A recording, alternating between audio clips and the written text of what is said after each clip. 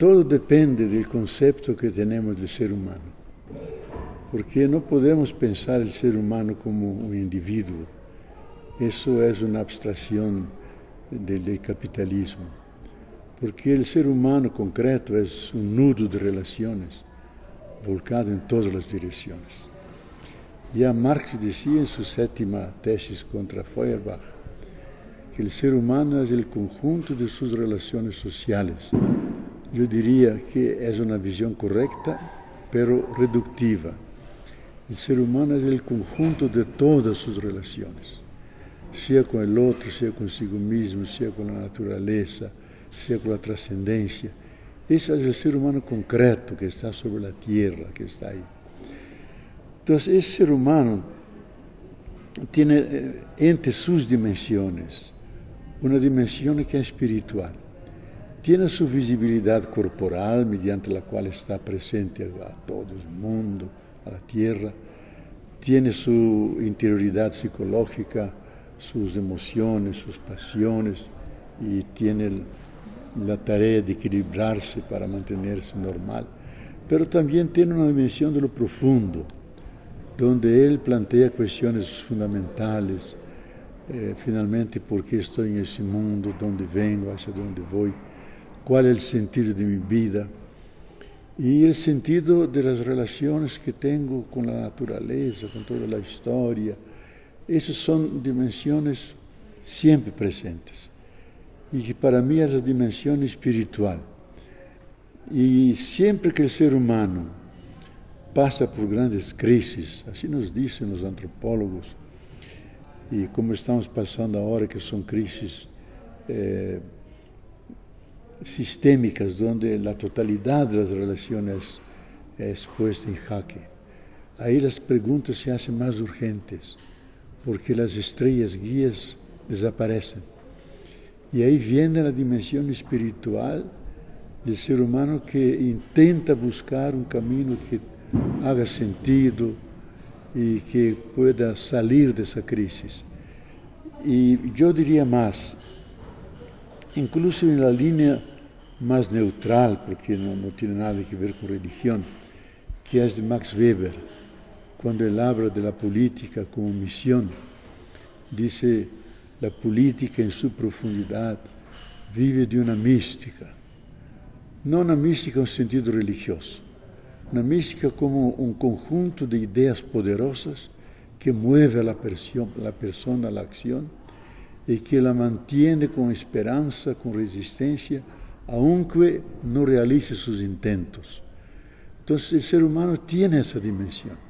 Yo creo que en un momento como ese, si no tenemos espiritualidad, no resistimos a los ataques tremendos que vienen del sistema del capital, con su cultura, que quiere colonizar a todos para ser, no ciudadanos, que no les importa, que sean todos consumidores.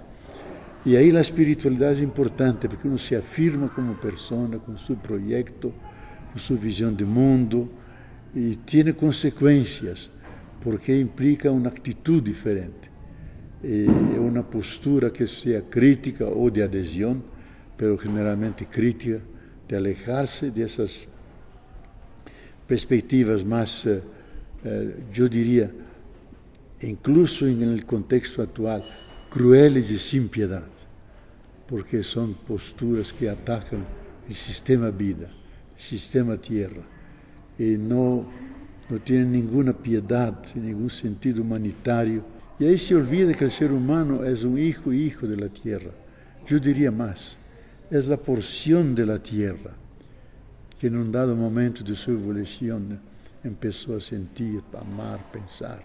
Somos tierra, como dice el gran cantante y poeta argentino Atahualpa Yupanqui. La tierra que siente, la tierra que anda, la tierra que venera. Entonces ellos niegan su humanidad en función de esa desviación del sentido de la vida, que el sentido de la vida no es acumular, no es explotar a los demás y acumular riqueza, porque al fin y al cabo, cuando morimos, no llevamos nada. Los 1.000 millones de Bill Gates no le van a salvar la vida. y no tendrá más que 3, 4 metros de tierra para ser enterrado y no más. Entonces es una irracionalidad. Muestra cómo el sistema que se propone como racional o regido por la razón, que esa razón se ha hecho una razón enloquecida, una razón irracional.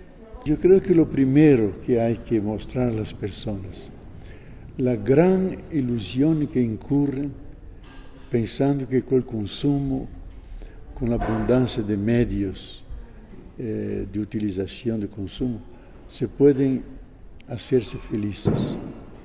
Es una trampa, una mentira que el sistema impone y no produce felicidad, produce desengaño, decepción y produce esa ansia de el que no tiene quiere tener, el que tiene quiere más, el que nunca es suficiente.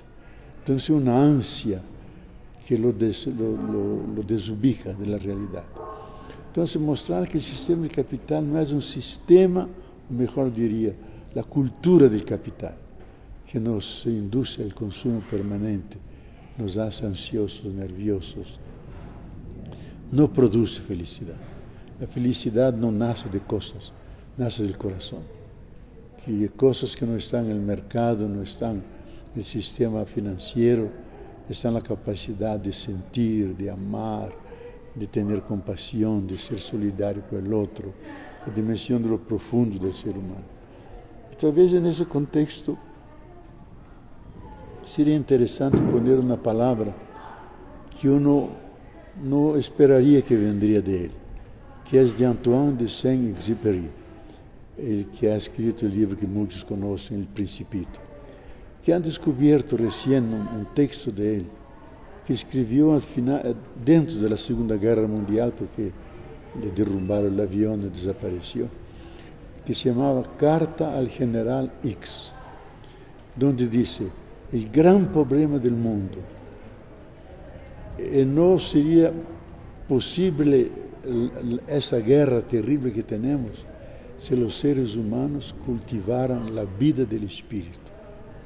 Y se cultiva la vida del cuerpo, come, hace gimnasia, cultiva la vida de la psicológica y tiene todo un aparato de psicólogos, pero no cultivamos la vida del espíritu que es hecha de convivencia, de fraternidad, de alegría de cara a la naturaleza, de sentimiento de cara al que sufre, por eso la compasión.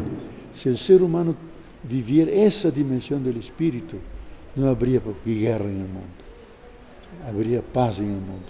Entonces, hay que convencer a las personas que dentro de ellas hay esa virtualidad. El ser humano es un proyecto infinito, que el sistema del capital ha aprovechado una dimensión que es verdadera, que es la autoafirmación de uno, yo quiero ser feliz, me impongo, lucho, pero olvida la otra, que el ser humano no vive, convive, está junto con otros, está enraizado en la tierra, y la Madre Tierra ofrece todo lo que necesitamos para vivir.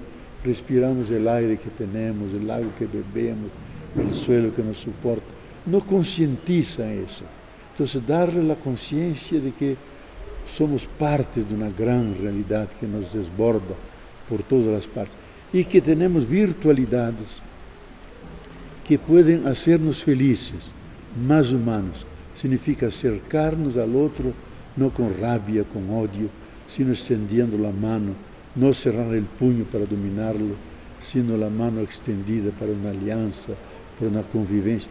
Uno puede hacer eso, está dentro de las posibilidades humanas. Y cada uno hace la experiencia en su cotidiano con los amigos, con la familia, que esas relaciones que producen felicidad. Y hay que alargarlas, multiplicarlas, porque ahí está un poco el secreto de lo que es una humanidad posible y no una humanidad castigada por relaciones de conflicto, de destrucción. Tenemos que garantizar la base material física sin la cual no vivimos. Un cadáver no hace política, un cadáver no protesta. Tenemos que estar vivos Y para estar vivos tenemos que garantizar la base físico, química, ecológica de las condiciones que mantienen la vida. Y ahí la relación con la madre tierra. No me gusta la palabra recursos, es muy capitalista. Con los bienes y servicios que la madre tierra continuamente nos ofrece, y las culturas indígenas lo dicen con cariño, las bondades que la madre tierra continuamente nos ofrece.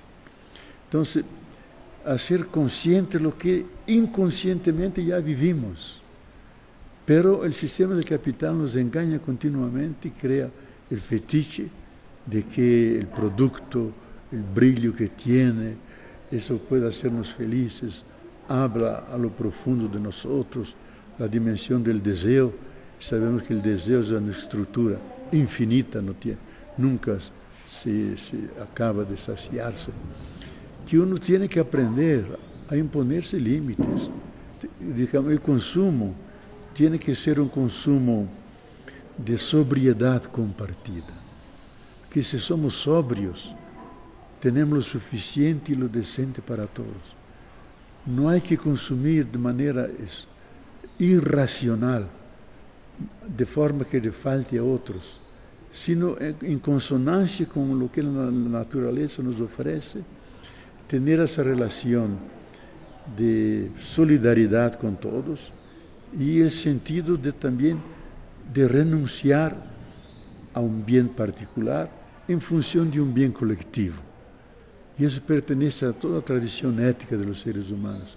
Uno tiene que saber renunciar, porque si me vienen las ganas de agarrar al otro el cuello, tengo que dominarme, porque toda la civilización es hecha para que seamos humanos y no me entregue a los instintos violentos que están dentro de mí, porque somos simbólicos y diabólicos, sapientes y dementes, no por un defecto de creación, por la condición humana que es así. Entonces hay que saber tener la justa medida, el autocontrol, y exactamente eso que no tiene el capitalismo, no tiene ninguna medida, un crecimiento absoluto infinito, y ahora nos damos cuenta, por datos científicos, la experiencia cotidiana, que el planeta es pequeño, finito y no soporta un proyecto infinito. Hemos tocado los límites de la Tierra. La Tierra necesita 1 año y medio para reponer lo que le sacamos durante 1 año. Entonces la Tierra ya no tiene sustentabilidad. O cambiamos o vamos al encuentro de lo peor. Entonces, para mí llegamos a un momento que el propio sistema de capital no alcanza a reproducirse, o lo hace con extrema violencia, o como quiere con América Latina, a recolonizarnos, hacer que seamos solamente exportadores de commodities, nada de industrialización, nada de autonomía de nuestros pueblos, nuestras comunidades, que se defienden con sus técnicas sociales, que no necesitan los grandes aparatos. No quieren nada de esto. Quieren someternos de nuevo a una recolonización para que ellos sigan manteniendo la hegemonía y tener las cosas que ya no tienen, toda la riqueza que la tierra es abundante en América Latina, sea en agua, sea en biodiversidad, sea en bosques húmedos y todo lo que sea.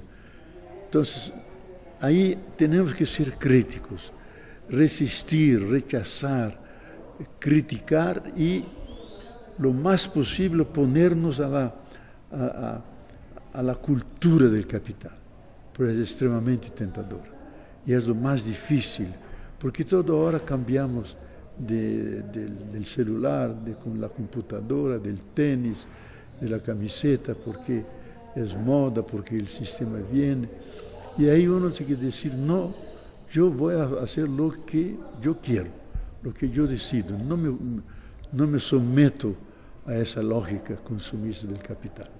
Por la experiencia que yo tengo un poco yendo por el mundo y participando de grupos y dando charlas, yo veo que en todas las partes del mundo, incluso en China, en Japón, donde sea, hay grupos de personas que se proponen una alternativa a ese mundo. No solamente posible, sino un mundo necesario. Y empiezan a cuidar de las semillas, otra manera de cuidar del agua, de construir la casa, de reflorestar de todo lo que está devastado, de mantener todos los seres vivos, porque cada ser vivo tiene el derecho de existir y de vivir y estar dentro de nosotros. En la conciencia, eso la ciencia nos ha mostrado científicamente, que todos los seres vivos, desde la célula más originaria, pasando por los grandes bosques, los dinosaurios, llegando a nosotros, tenemos todos los mismos 20 aminoácidos y las mismas 4 bases fosfatadas. Significa que somos todos hermanos y hermanas. La combinación diferente de esos elementos hace la biodiversidad, pero somos una unidad de la vida. Entonces, no solamente saber esto como un dato intelectual, sentirlo esto, sentir que somos hermanos y hermanas.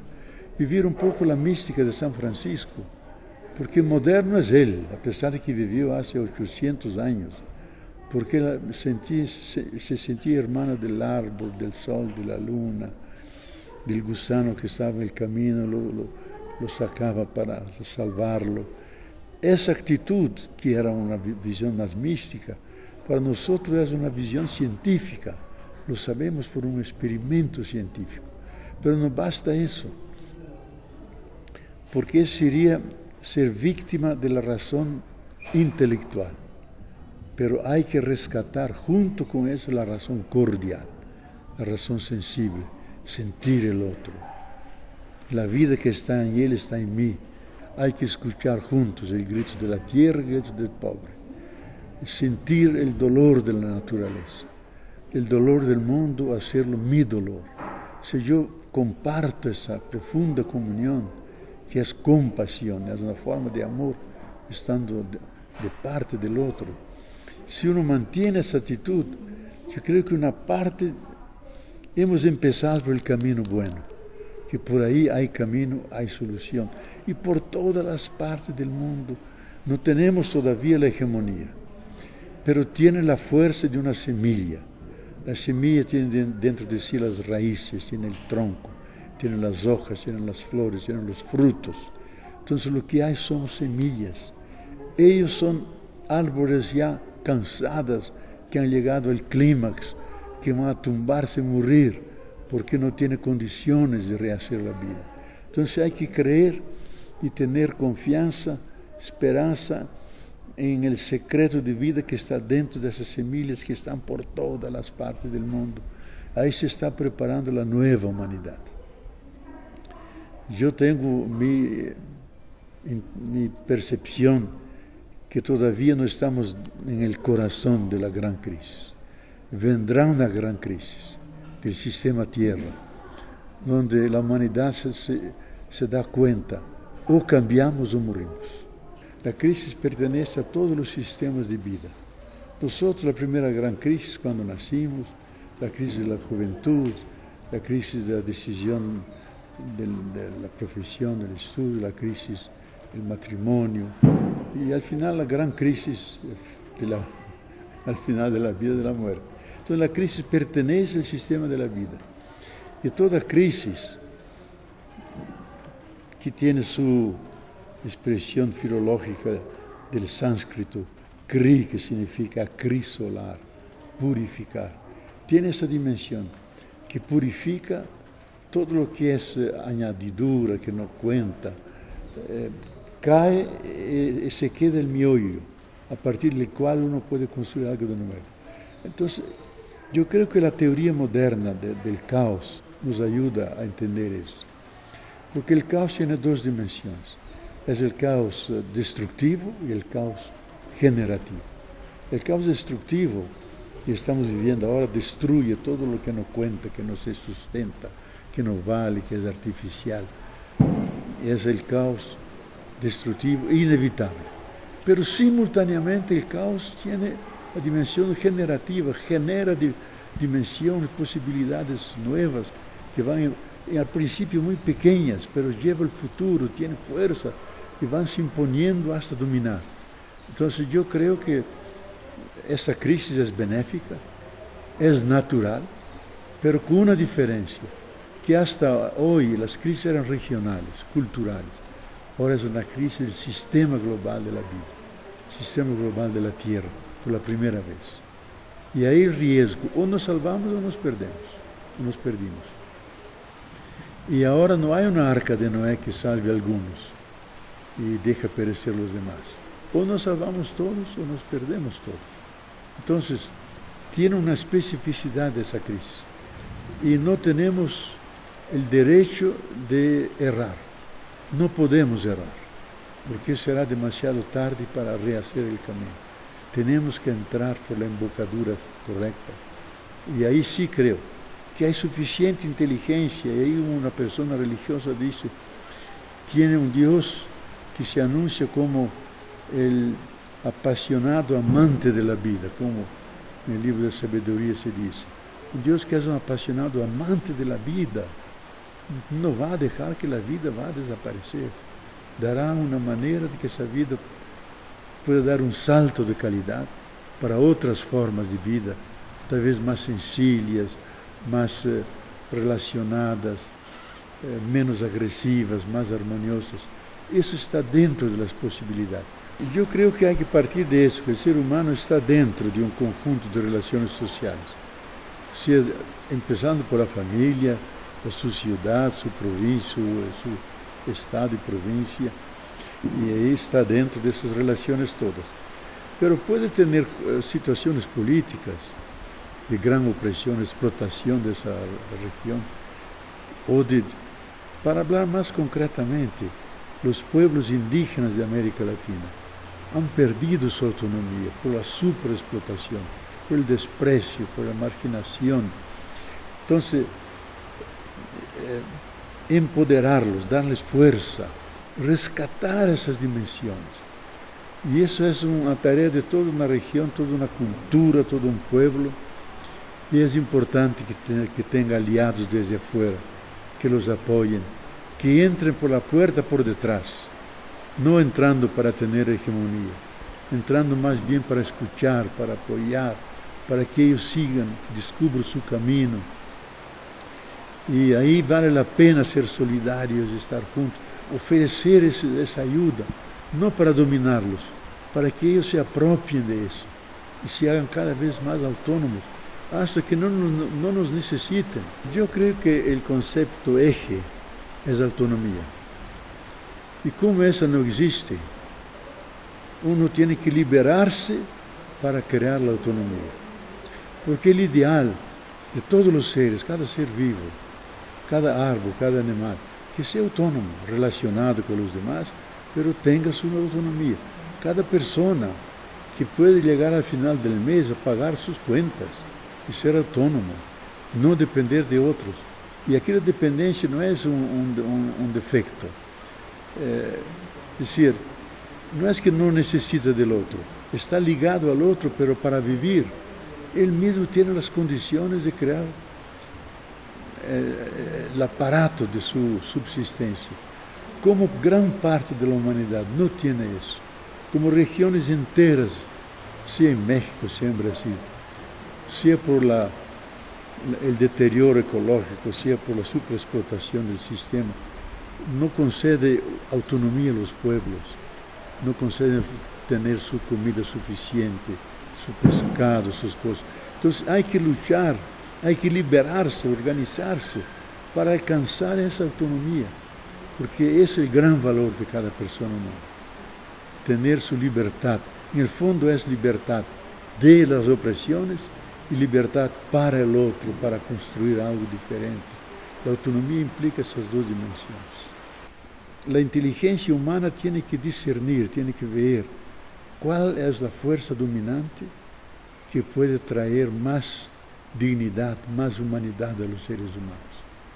Y hacer fuerza, hacer más hincapié, subrayar más eso, disminuir lo más posible las contradicciones, No hay que negarlas porque ellas vuelven más furiosas. Saber negociar también con ellas, en el sentido de evitar enfrentamientos cuando nos damos cuenta que la correlación de fuerzas no es buena para nosotros. Entonces tener un sentido estratégico también, de supervivencia, de resistencia, de dar 2 pasos adelante, 1 para atrás. Toda una estrategia que es más bien política, pero que por detrás tiene una visión clara hacia dónde va el camino, hacia dónde queremos llegar. Entonces yo veo, y eso es único en el mundo, tanto Ecuador como Bolivia fueron los primeros que han creado el constitucionalismo ecológico en el mundo.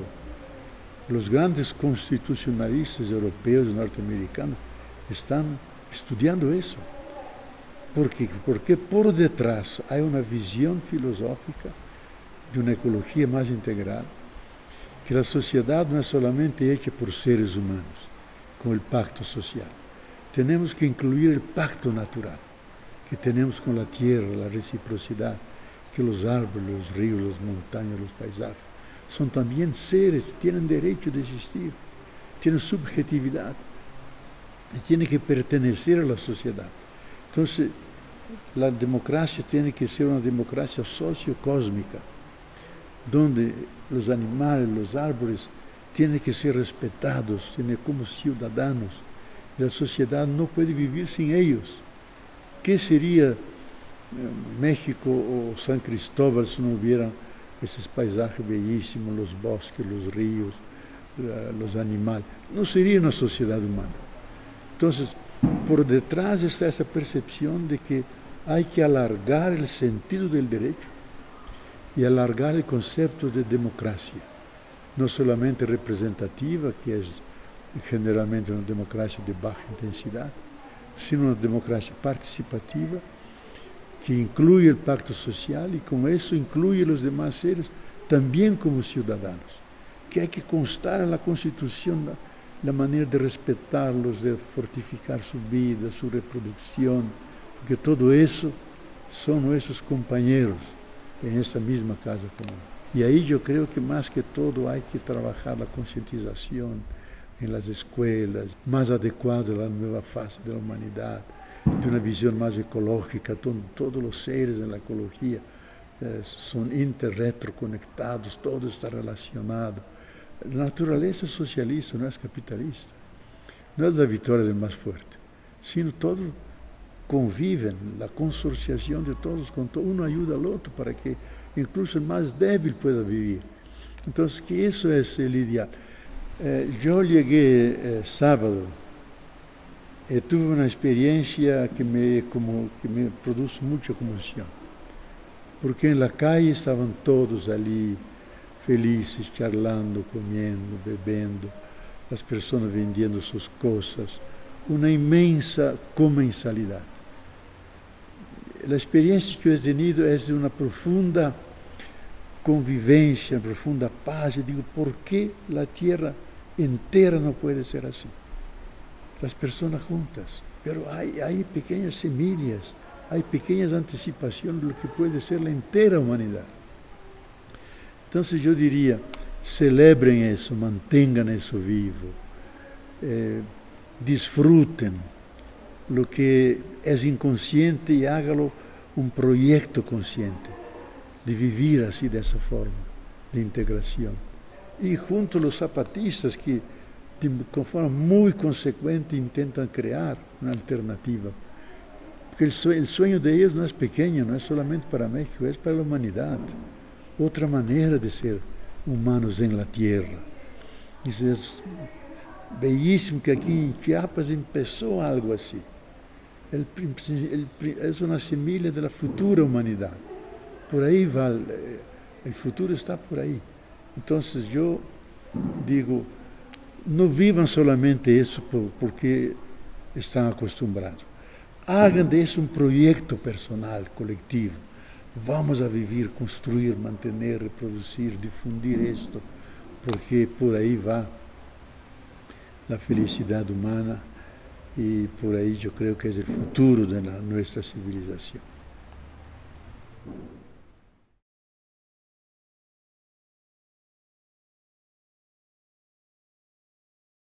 comanilel.org, mirada colectiva.